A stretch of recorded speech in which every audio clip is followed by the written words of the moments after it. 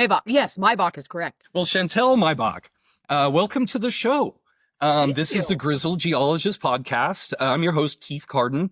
It's important to keep in mind, I am a consultant. I'm looking for work. Please feel free to reach out to me. I do everything in this business from grass to granite, drilling to exploration. I am available and have the tools that we need to get this done. But I have got a very special guest with me today. Chantel and I met when I was in Denver giving talks for Roji at their tech conferences, and we just kind of wound up at the same table, didn't we? Yes, it was great. And you were sitting next to Sam, and I had just spoken to Sam for the very first time the day before, and I was like, wait, dude, Chantel. Yep. Sam's one of my best friends too, so I was really happy to kind of have him there for the talk. I kind of had someone in each of the cities that I went to, so that was nice. You did an excellent job, and it was great to meet you. I was like, oh, it was awesome. Well, and what really stood out to me was that I knew immediately you were a good storyteller. And because thank you. And I love people like this. I'm kind of the same way, so we did definitely hit it off. But I just remember you telling me this story about how you were in you were in a band and you'd get up on stage and you had your little outfit on and and you looked down in the crowd and there's some of your high schools. Yes. Oh my gosh. I taught high school for 10 years and I will never forget it too. And it's like, you go from teacher mode and they've got a fake ID and I'm just not expecting it because I was teaching at George Washington High School in the inner city. And here I am and it's like 11:30 at night, and I've got this like mini skirt on and these like thigh highs and all this, big long leather boots, and I look over and I'm like, and they're taking pictures and I've like had to break. It was, oh my God, it was awful. I'm like, give me that. I swear to God. That's classic. I will never forget that ever. Oh yeah. That's a great story. That is so typical. And here's the thing. It's like, we all know these teachers, they all have their like alternate lives after they leave school. They are not the person that they are when they're teaching, so I just think that's hilarious. I'm sure you were just dying. It was not a dull moment, that's for sure. And luckily, too, I was like, I swear to God, if any of these pictures get around you guys, I'm telling you right now. For sure.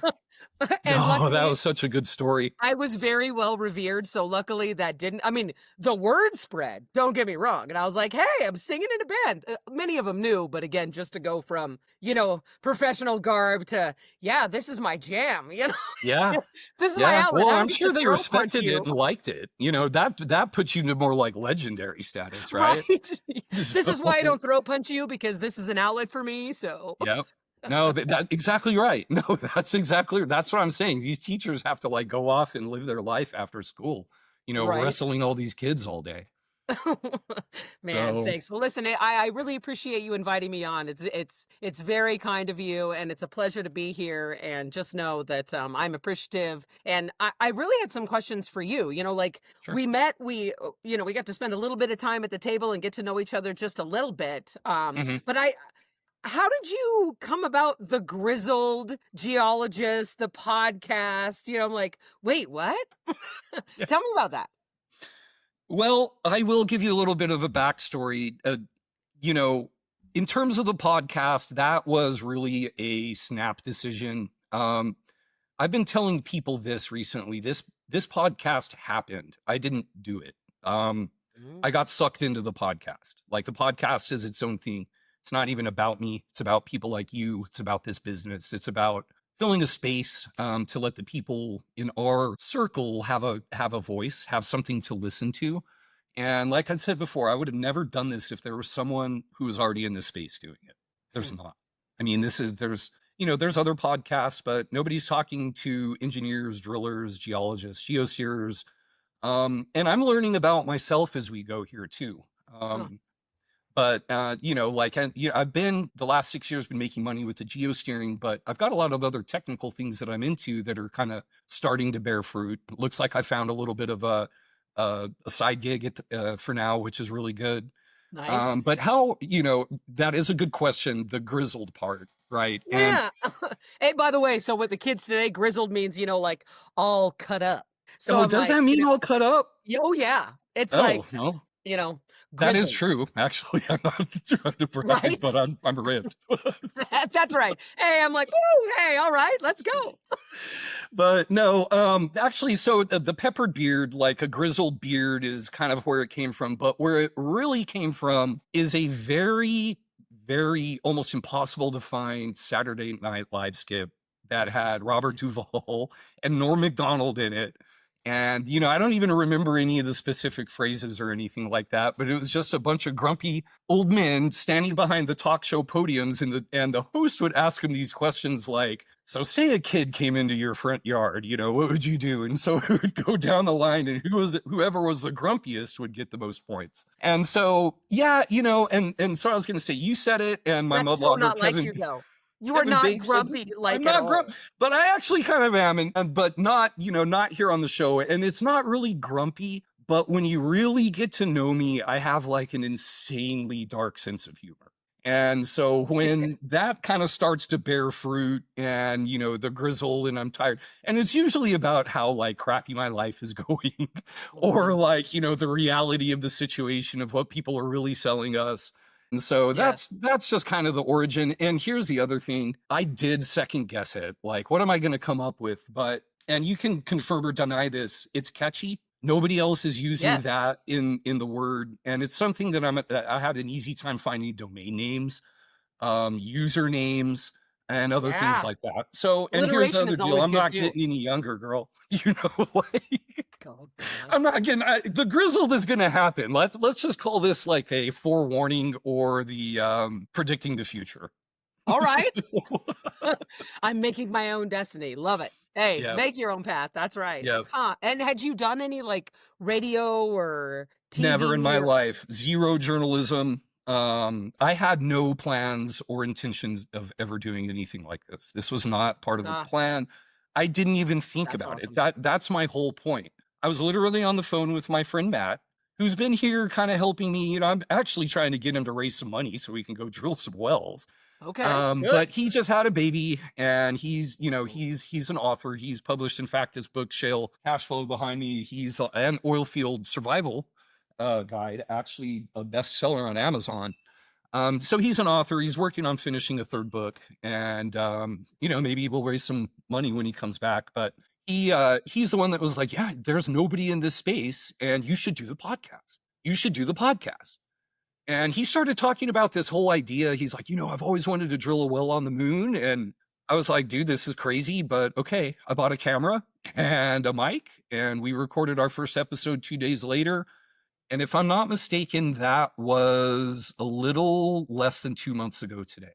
So 20 episodes in, I'm trying to load. I've got about 1,000 shorts to load onto YouTube. I'm figuring out the posting thing, like, because that was really hard for me. I didn't like creating a social media presence. Like, I've been kind of having to jank through like how to post, like what goes where. All the platforms have different needs. Like I was telling Ebony, I got to come up with all these creative ideas to do anything meaningful on Instagram. Like, people will watch the little shorts, but if you look at what really grows. But then, and we're going to move on and learn a little bit more about you. But then here's the real kind of, I don't want to call it the eureka moment, but in the last like week, I've had the chance to kind of like process everything. And channel growth is not my main concern. I think that the growth is going to come if I put something good out there. So the main thing that I'm going to try and do is just stay steady, make sure I put like relevant and important things up on LinkedIn, blast the stuff that my family and friends will like on Facebook, and figure out the whole There you go. But the point is that this is bringing in work. It seems to be working, and there we go. Well, mad respect, and here's why. You're doing all this pretty much solo. Yeah. And that's a big deal. One of the things we didn't talk about is I actually spent a couple years here in town in radio. I had the morning drive time show on 560 KLZ with Crawford Broadcasting. Cool. And just coming up with ideas, and what we're going to talk about and what we're going over was always a lot. But I had, you have a staff behind you of writers and engineers and production folks and all that. So for you to have to learn all of this as you go and create it all, and man, wow, that's never. So no, I appreciate that. No, I'll just say I was always good at software, and I don't know what it is, but the podcast did this. It wasn't, I'm telling you, it wasn't me.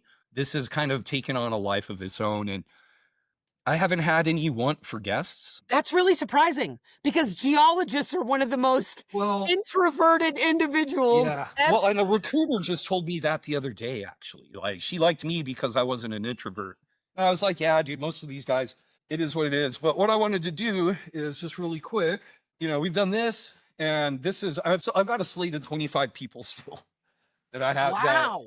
That's just the beginning. And I get more almost every day. And the other thing is, so I have no lack of ideas because I'm having people bring the ideas to me. I'm not coming up with them. The only thing I'm doing is if I feel like I have to reach, I'm going to reach out to somebody and be like, hey, come on the show. What's your idea? But no, plenty of people reaching out. And what do you do? Good for you. That's fantastic.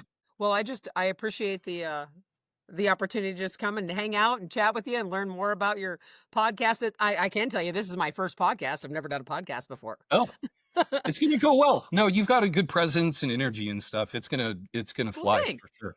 I appreciate that. Yeah.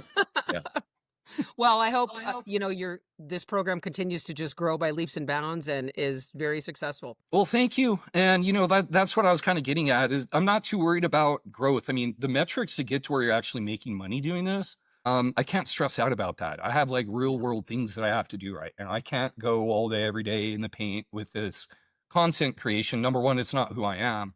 What I think I found is like, too. You got to be creative too, but I'm a scientist. Right. Yeah, you've got to be able to feed that desire and that need. 100%. The other thing I've started to kind of learn is that getting as deep into it as I am this is not just like geosteering and geology. That's the point. I'm a geologist. I'm actually I don't want to say I'm pivoting out of geosteering, but like I'm finding a little bit more interest in traction in the big picture. I'm bringing on engineers, talking about data, software, these kinds of things. I think I just want to broaden the scope. Like for example, this Friday, I've got, if you remember, I had the person who had been to rehab and is a recovering individual. Well, I didn't really get into how big that dude actually. I didn't just like pick somebody off the street, and I kind of downplayed it, but we're talking big in the renewables, like huge projects.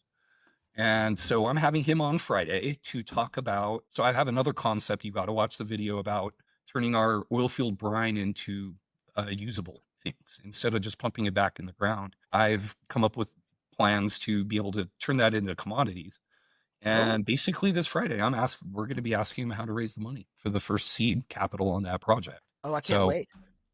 I look forward to it's this show is going to be wide ranging, and that's why and I found out pretty quick. Number one, it's almost impossible to get geosteer. I can see that because again, those that really are passionate about it too, and it's like, no, this is all that I like. Yeah, I could see that. Where many geologists are like, oh no, I can't be pigeonholed. I need more. I need, I want to see more because geology. Again, I kind of joke with my geologist when I was like, sorry guys, I probably would have been a geologist, especially growing up on the Kenai in Alaska and outdoors all the time. But the sexiness of dimensional analysis captivated me. Much better. I was like, boy, but if I'd have known y'all went to field camp, that would have sold it for me. Yeah, well, that's what got me. Like, it was like, okay, you get to be outside and do this. Okay, like that was a selling point, big time. When did you always know you wanted to be a geologist? No, that's what I was saying. I had no idea. Listen, I fall ass backwards into everything I do. Like I'm out just living my life and then something happens and now I'm doing something else. No, I was an igneous and metamorphic petrologist. Ore deposits. Really? And my thesis was done on the mantle. Okay. Like they're mantle xenoliths. You have these big mafic magmas that come from basically the crust mantle transition. And when it's coming up, it'll scrape pieces of the mantle off and erupt those out with in these cases, mostly basaltic magma.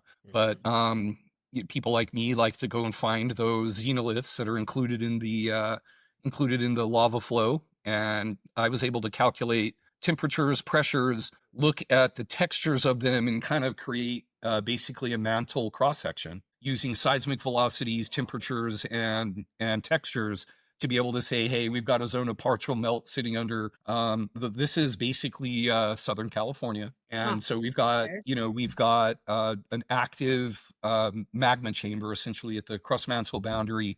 And the real answer that I found is that there's a reflector. So you've got The easiest way to explain it would be there would be an anomalous velocity that was located in the mantle. Okay. Okay. You have the seismic waves go down and you would have Yep. predicted like a normal transition. Well, this little thing booger pops up, right? Well, and so what my thesis did was touch that and be able to describe what it was. So, and what it was is that's partial melt. The rock is melted there and the seismic waves are attenuated or slowed down because they're going through a liquid phase also, not just solid. So anyway, Man, what was there's it? some geophysics for you. That's but your passion for this subject, did it come Well, from but I like still ended was up it in a oil and teacher? gas. I'm sorry. Yeah. But that's why I was curious. I'm like, hey, what drew you in? A lot of times when I'm asking Money. my, my I was contacts. supposed to get a PhD and I was tired of being broke. And one of the first failures that I'd really felt in adulthood was I was an igneous and metamorphic petrologist and I went and interviewed with Shell. And it was like an 8-hour long interview in Houston. It was from our colloquium and, they had the recruiters there kind of deal. And I went and I didn't know anything. Like I knew nothing. And they told me to go home. I was, thank you, but no thank you.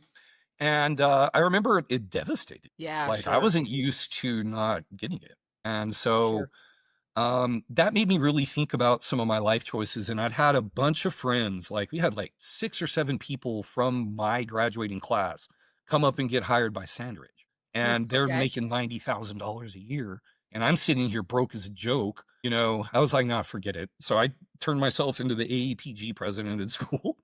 And basically my buddies, and that's the thing with, you got to have these relationships with people. All my work has Absolutely. really come through word of mouth and people that I knew. Yes. And so my buddies were like, Keith's the dude. They hired me and went out to Sandridge. And that's where I started here in early 2008. Well, I can tell you this industry it's filled with absolutely amazing people. Agreed. I've only been in Agreed. it about 6.5 years now, so I still feel like a greenhorn or a Yeah. worm. Yeah. Yeah, no, but okay. So now this kind of turned into an interview, Keith, which I kind of appreciate. I wasn't expecting that, but honestly, it's cool. I was actually glad to kind of talk about a little bit about that stuff. But where you were headed, you're new to this business, but not really. Why don't we start at the beginning? Well, yes. So I have had the privilege and pleasure of being in this business for 6.5 years, but I know a bit about the oil and gas business because Little bit.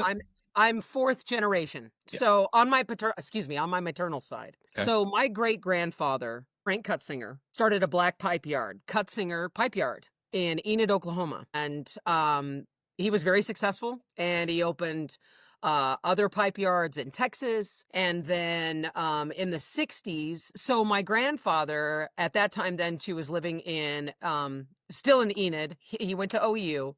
Worked in the industry, and then when the oil rush happened in Alaska, they packed everything up in their, they sold or got rid of everything and then packed their car with their 4 kids and drove all the way up to Alaska. And incredible. That's where, so I'm from Alaska. That's how I came about. So my grandfather. What part of Alaska did you grow up in though? So like they would have been operating off of the North Slope, right? But y'all lived in Kenai. Is that what you said? Kenai area. So it's a little town called Soldotna. We always say no to Kenai because that's they're 11 miles apart and it's the rivalry, but it is the Kenai Peninsula. So Soldotna is, it's on the peninsula and it's a few hours, 2.5 hours from Anchorage. Okay.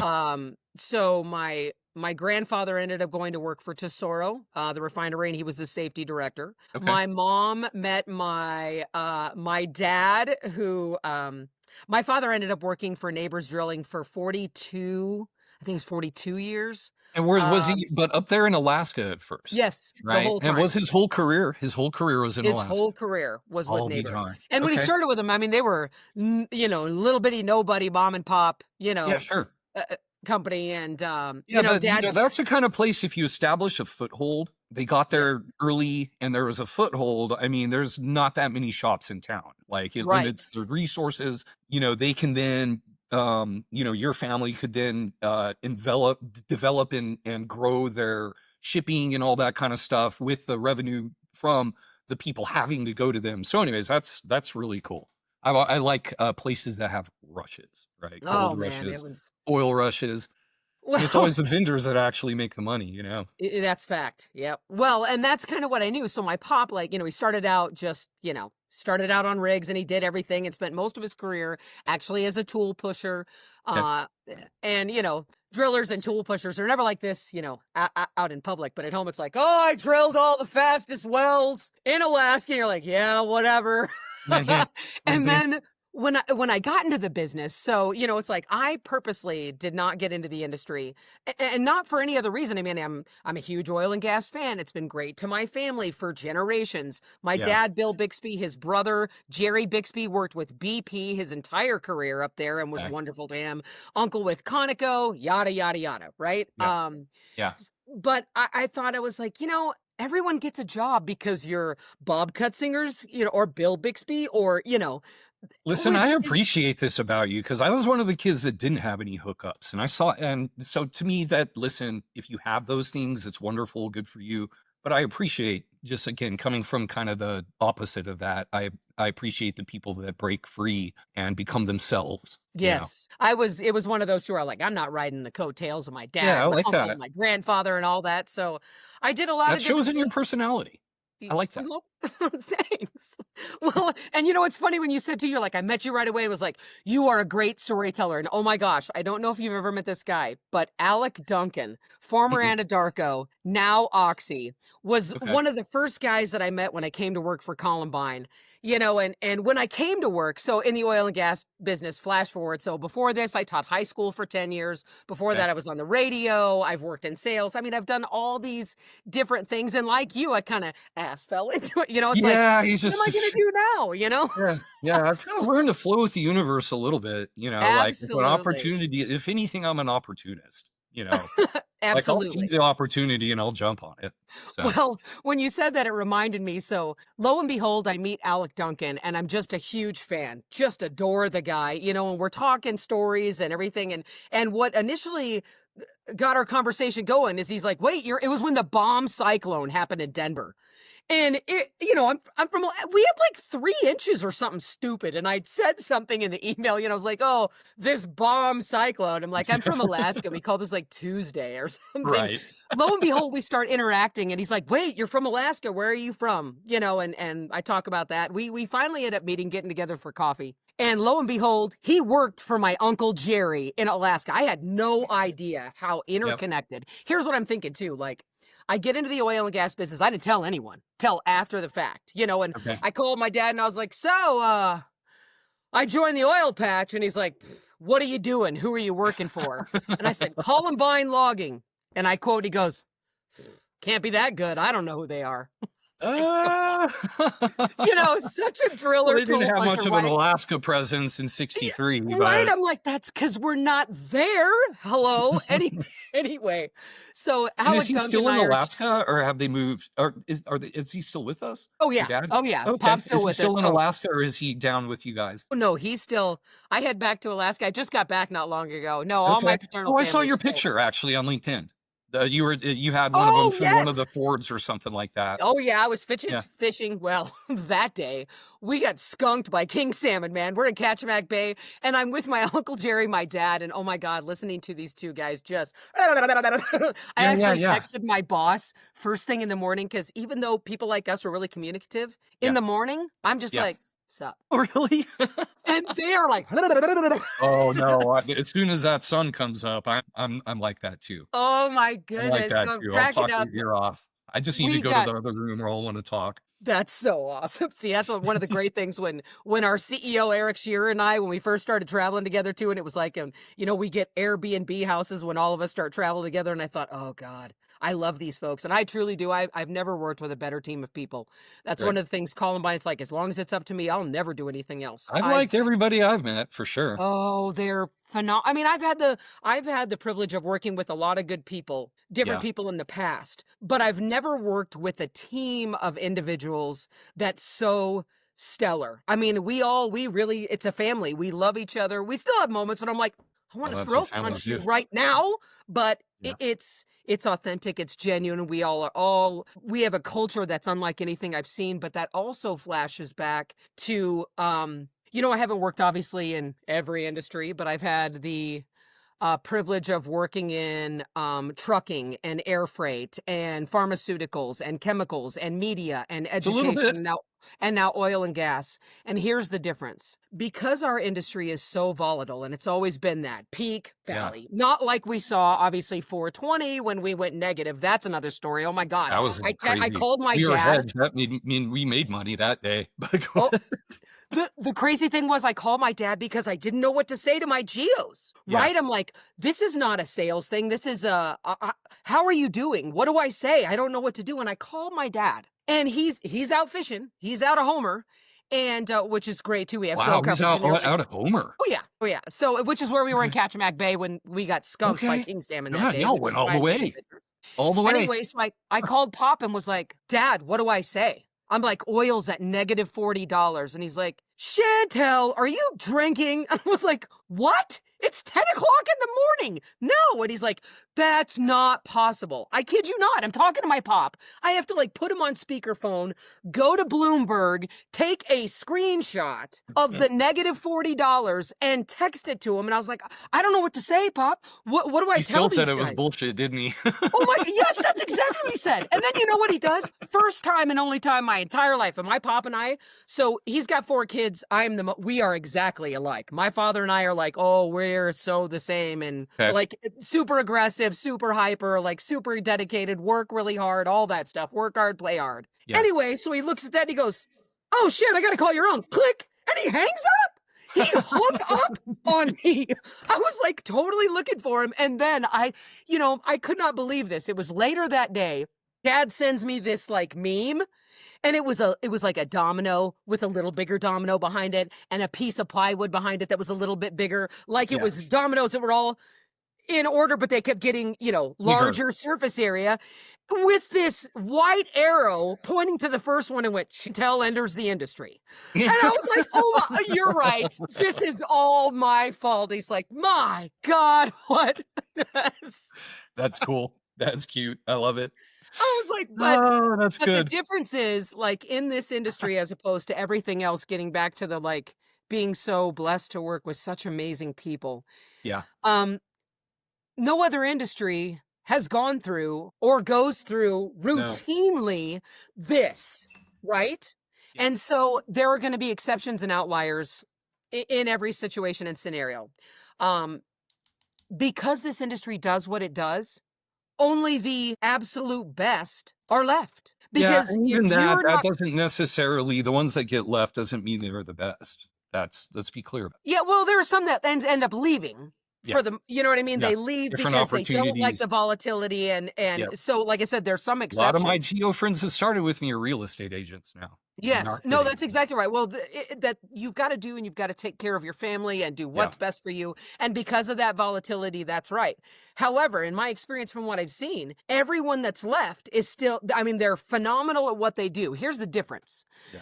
In all the other industries that I was in, now the percentages or the fractions may be a little off, but for the most part, in my experience, it was like you have your top third of employees or colleagues that I'll call powerhouses, right? It's like if you want something done, you go to the busiest person you know, and we're just like working really hard. But the problem with powerhouses, and I consider myself one of those, not to sound braggadocious, not at all, but the problem is it's like we're binary. It's like I am pedal to the floor or I'm empty. It's like yeah.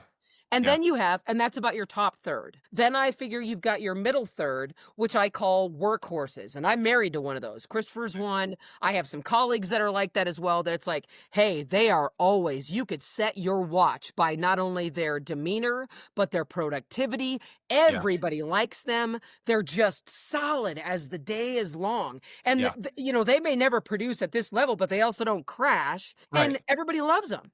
And then you have this bottom third of individuals that you work with. You're like, how the hell do you still have a job? How is this even happening? Who are you related to? Who do you have pictures of?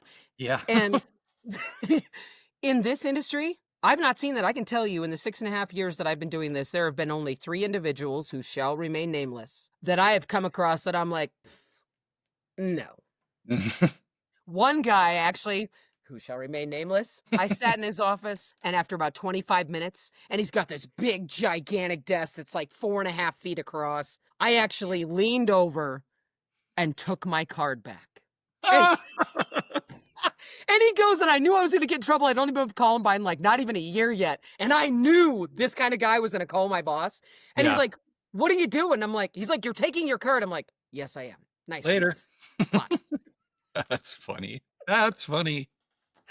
But also, flash forward. I've had the pleasure and privilege. I was really nervous. Because I didn't know anything, right? I came to work in this industry. All I knew, I didn't know what to expect, right? All I know is drilling, tool pushers. I'm like, boy, I'm either going to really, and I had lots of family that weren't family because oil field again is like, that is a family. And, like guys. Well, and that's what I was going to say is that with that volatility, what I've noticed, and I have, this just happened yesterday. So it is a business of each, where we take care of each other. And people help each other out when some of us are on the street. My situation wasn't really being on the street. It was victims of our own success and selling companies, but, kind of dealing with stuff during a period of time when it was time to re-enter, we're in a little bit of retraction. Anyway, long and the short, Molly, Turco, one of the people that we absolutely adore. Yes. She and I have teamed up on some stuff, and through her, she put me in touch with Troy Johnson, who's kind of the AAPG president here.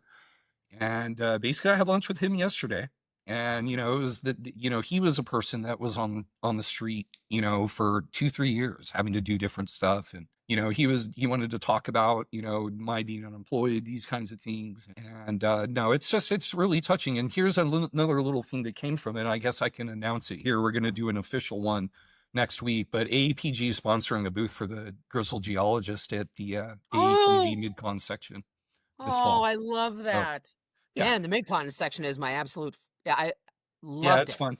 Sokies are pretty cool, I think. Very much so, man. And so yeah, I'm gonna have a booth, and we're gonna do interviews and give away some prizes, and I'm gonna try and get my hands on some really cool mineral specimens for my brother-in-law. And nice. Here's another little sneak peek. Molly and I are working on some merch and apparel branding. That'll be Grizzled Geologist and Turco-Tectonics kind of stuff. So, I can't wait to see that. Turco-Tectonics too. That's man. See, alliteration is a good thing. I love that. It? No, it works. Yeah, no, it works. So anyway, we're going to kind of work on that. We'll do some giveaways at the convention, and we actually plan on launching a ship to order clothing brand. We want these to be not the shirts you wear to mow your yard. Like, we want you to wear them. Want you to wear them like you're wearing your nice little Columbine shirt now. I love this. I love swag. Good swag. Good swag. Yep. Yeah. Oh, good. I look forward to seeing that too, especially because there haven't been many of those. I know that, geologists, again, one of the things I love about y'all is that everyone is just it's such a great community, so supportive. Everyone tries to help everyone like I said, the vast majority. I've only met 3 that I was like, but it's not like that in anything else I've experienced. And that's why I knew too. I'm like, wow, this is once you get to know individuals and just it's a good supportive family. Like it's amazing. And I see the sharing of stuff on LinkedIn and everything. It's incredible. There's nothing like I didn't experience anything like that anywhere else. Yeah, and we're very fortunate. We really are. That's why it's like, and I think part of that too is because it's also going, hey, hang on, because you never know what this is going to look like. And what your career, how your path is going to go. And like I said, I'm probably pivoting out of geosteering into more data. I mean, you gotta, that's the beauty of it is there's a lot of options. And for people like you, and you're diverse too. Like that's the thing. I'm a Swiss Army knife.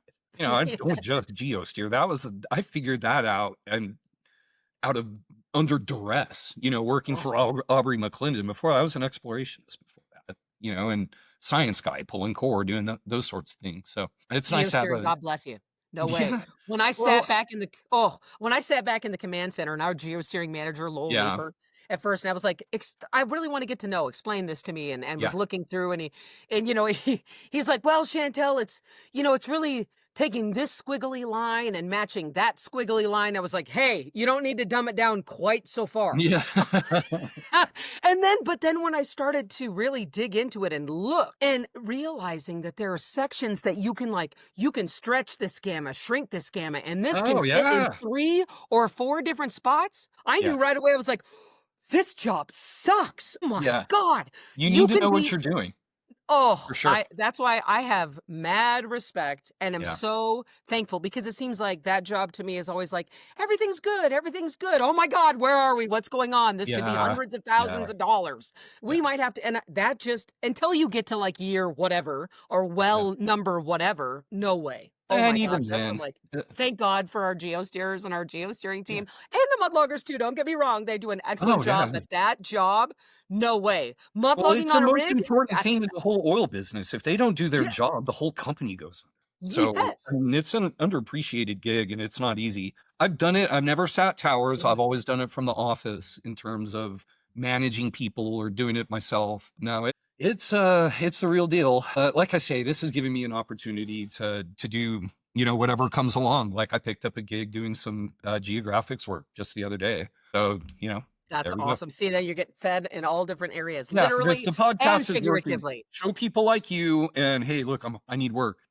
So and it's coming. People are coming to the show. Work is coming along. It's panning out. Good. Well, man, I can't thank you enough, Keith. And if there's No, anything at all that I can do, like I said, I'm still such kind of a newbie, but it's been a pleasure, and I have the privilege of knowing and meeting with many individuals in this industry. And again, it's yeah. just they're amazing. But you've been in the industry a lot longer than I have, so you probably know 10 times the people that I Well, do. a lot of that's been locked up in an office, but I have fortunately have a strong network of friends and people. So I'm grateful for that and grateful for Oklahoma. I'm glad this is where I ended Oh, up. And yeah, I'm Oklahoma grateful City's for people like amazing. you.